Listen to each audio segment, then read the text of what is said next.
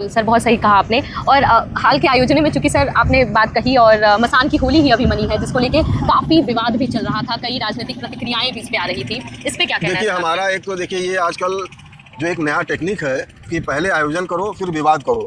विवाद करने से उसमें अट्रैक्शन बढ़ता है, तो हम समझते हैं कि इस चक्कर में आप लोग ना पड़ें। आपको ऐसे चीज़ें अगर आप उस पर अगर बहुत ज़्यादा ध्यान नहीं देंगे तो वो अपने आप जैसे आया वैसे ही चला भी जाएगा। तो ये विवाद तो डेलिबरेटली क्रिएट किया जाता है। आजकल हम तो सोशल मीडिया में भी देख रहे हैं, पहले विवाद क्रिएट करते हैं, उसके बाद वो इतना सेंसिटिव इशू हो जाता है, धड़ाधड़ लोग उसमें जुड़ना शुरू हो जाते हैं। तो इसमें कभी अच्छा भी होता है और कभी बहुत बुरा भी हो जाता है। तो आप अपने चीज़ों को प्रमोट करें, अपने चीज़ों को और आकर्षक ढंग से आप यहाँ पर आयोजित करें, और उसमें यंग लोगों का ज़्यादा अगर जुड़ा होगा वो चीज़ें सस्टेन करेंगी और आगे कैरी फॉरवर्ड होगा। बिल्कुल बिल्कुल सही कहा सर।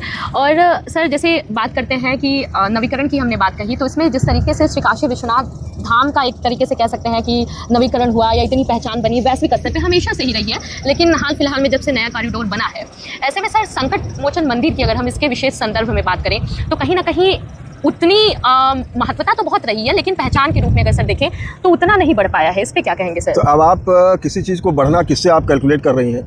आप देखिए अभी तो वहाँ पर बहुत से विजिटर आते हैं और जो करीब 40-50 साल पहले भी विजिट किए हैं, वो कहते हैं कि यहाँ का एम्बियंस जैसे था वैसे ही है। तो ये नहीं तो अब सोशल मीडिया क्रेज भाई, तो सोशल मीडिया में आप कुछ उटपटांग करिए तो आपका क्रेज हो जाएगा। तो संकट मोचन मंदिर ऐसे चीज़ों में नहीं भरोसा करता है, अपने एक पारंपरिक चीज़ को, अपने थाती को वैसे ही लेके कैरी फॉरवर्ड करता है। और वहाँ पर देखिए जो भी चीज़ आपको मिलेगा वो ओरिजिनलिटी मिलेगा। अब जैसे काशी में एक जो कहा गया है कि ये काशी का एक अलग दूसरा नाम है आनंद कानन, फॉरेस्ट ऑफ ब्लिस। तो कभी आप इमेजिन करिए कि 400-450 साल पहले काशी एक डेंस फॉरेस्ट से सराउंडेड था। अब आप क्या कहीं वो देख सकती है? अब तो ये कंक्रीट का जंगल है, लेकिन संकट मोचन के अंदर जो जंगल है वो काशी का वो वर्जिन फॉरेस्ट अभी भी प्रिजर्व्ड है। आप उसको एक्स्ट्रापोलेट करिए तो आप देखिए बनारस का क्या दृश्य होगा।